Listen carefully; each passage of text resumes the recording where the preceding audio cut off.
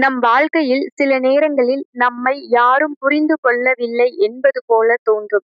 நாம் மட்டும்தான் இவ்வளவு கஷ்டப்படுகின்றோம் என்பது போல தோன்றும். அந்த நேரத்தில்தான் நம் மனதானது கடவுளை கேட்கும்.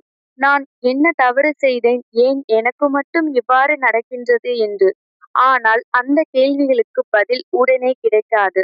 அதனால்தான் நம் நம்பிக்கையானது குலைய ஆரம்பிக்கின்றது.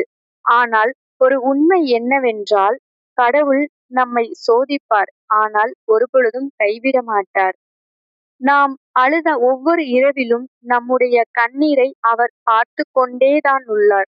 நாம் தனியாக இருக்கின்றோம் என்று நினைக்கும் அந்த நிமிடத்தில் கூட அவர் நம்மோடு தான் இருக்கின்றார். நம் வாழ்க்கையில் ஒவ்வொரு கஷ்டத்திற்கும் ஒரு காரணம் இருக்கின்றது. அது நம்மை உடைக்க அல்ல, நம்மை இன்னும் பலமுடையவர்களாக மாற்றத்தான்.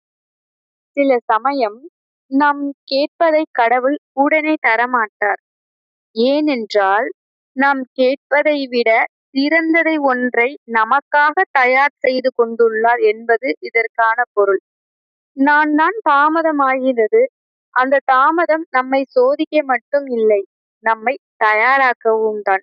ஒரு நாள் நீ கடந்து வந்த பாதையை திருப்பி பார்க்கும் பொழுது புரியும், நடந்தது எல்லாவற்றுக்கும் ஒரு காரணம் இருக்கின்றது என்று.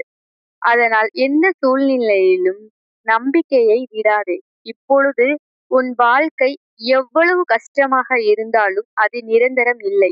இந்த இருள் முடியும், வெளிச்சம் நிச்சயமாக வரும்.